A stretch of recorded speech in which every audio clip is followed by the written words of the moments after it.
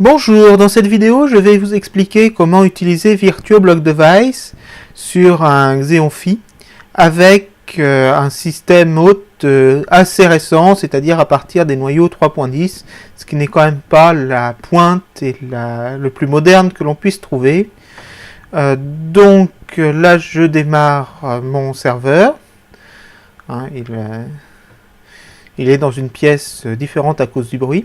Donc l'origine du problème, c'est que Intel a fait un workaround pour certaines spécificités du noyau 3.10, mais le travail n'a pas été terminé.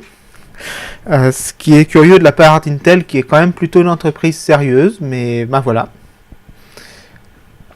Ça arrive, j'espère qu'ils corrigeront ça bientôt.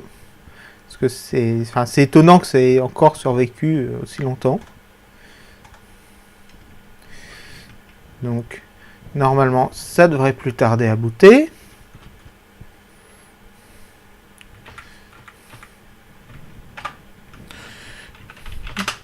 Donc, ne pas diffuser le mot de passe route sur YouTube. Donc, qu'est-ce qu'un VirtuoBlock Device? En fait, c'est une partition ou un fichier sur l'hôte. Donc ici, c'est un fichier pour certaines raisons pratiques qu'il serait trop long d'expliquer ici. Donc, on informe le système qui gère le Xeon Phi d'utiliser ce fichier-là comme disque dur, en fait, pour le Xeon Phi. Et on redémarre de telle sorte à ce que le système en prenne connaissance de la modification. Pendant ce temps-là, nous allons voir ce qui se passe du côté des sources. Donc souvenez-vous, on avait installé la 3.6.1. La 3.7 a le même problème, donc c'est pas la peine d'upgrader le système pour obtenir une amélioration, ça ne marchera pas. Le problème, donc, vient d'ici, dans ce code. Et vous voyez que pour les versions supérieures à 3.10, en fait, ils ont fait un vague workaround qui met la taille à 0. Donc, quelque chose d'inutilisable comme disque dur. Et puis, le mode à 0 aussi, histoire de faire bon poids. Et ça ne peut pas fonctionner. Donc, on copie, merci les petits automatismes de Midnight Commander. On crée le répertoire, on va dedans et on décompresse l'archive que nous venons d'avoir. Donc, l'importance d'utiliser un nouveau répertoire, c'est que l'archive s'extrait comme ça, sans préfixe. Donc il vaut mieux avoir créé un répertoire. Pendant ce temps-là, allons voir ce qu'a donné le redémarrage du Xeon Phi. Donc toujours même password de route que je ne donne pas.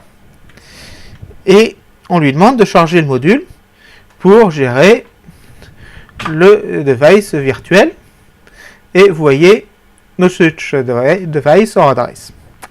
Donc sur internet, on trouve des tas de bonnes âmes en train de nous dire « Ah, est-ce que le fichier que vous avez défini ici existe bien? Est-ce que ce fichier existe bien ?» Bon, chose que tout Unixien normalement conformé a déjà vérifié, mais c'est pas grave. Donc, nous avons décompressé les sources. Hop. Nous allons faire la correction.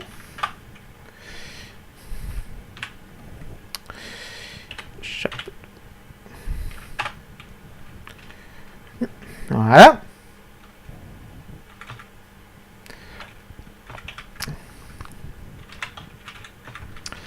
Donc, on met en commentaire ce qui nous embête. On fait un patch rapide, donc que j'ai trouvé sur ce site-là. Voilà. Je vous laisse prendre l'adresse.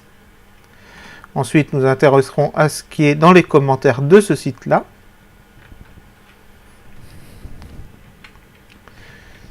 Hop, on enregistre. Et donc, il y a aussi une modification à faire dans le makefile. Ici, il faut définir l'architecture de la carte. Donc, tout simplement, on copie-colle ce qu'on a là.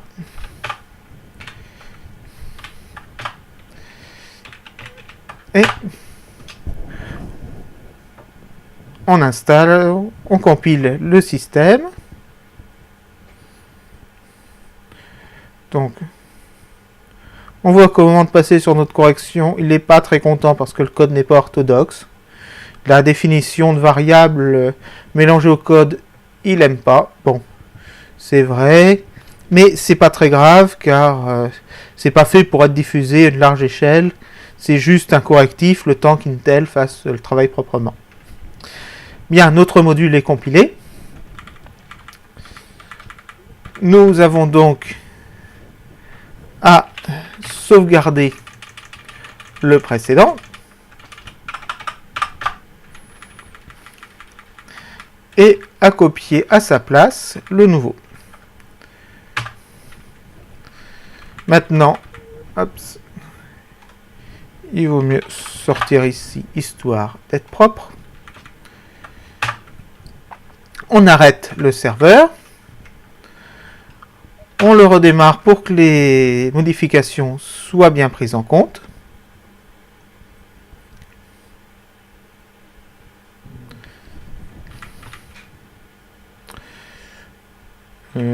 Toc.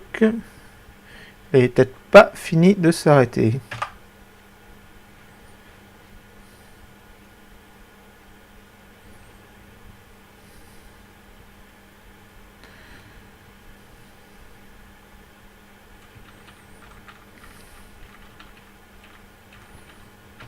Oui.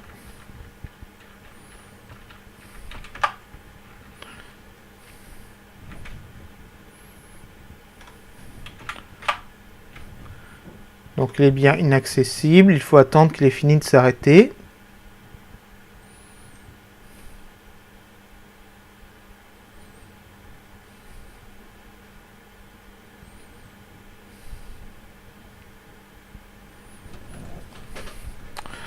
Donc voilà, un peu de patience.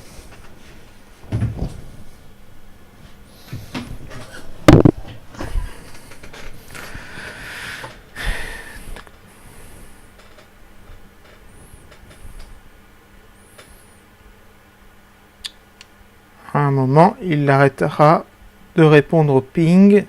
Ça veut dire qu'il redémarre, qu'il aura fini de s'arrêter.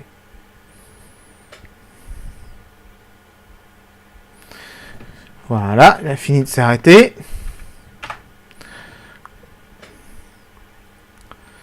Donc maintenant, on devrait vraiment le démarrer.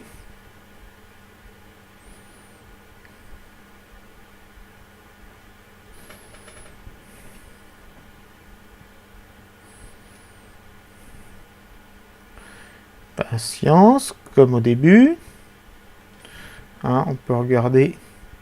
Il avait fait 1, 2, 3, 4, 5, 6, 7 requêtes. Donc, il en reste 5 à faire.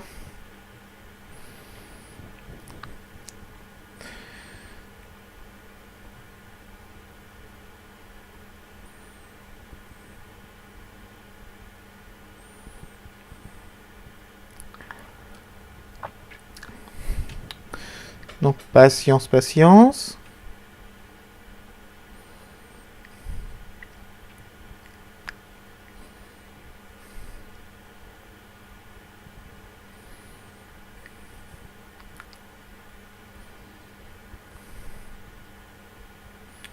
Encore un peu de... Ah, plus rapide que tout à l'heure, donc.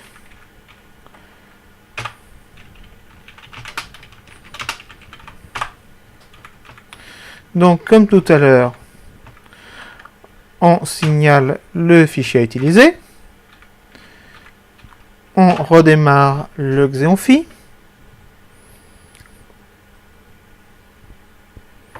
Toujours une question de patience.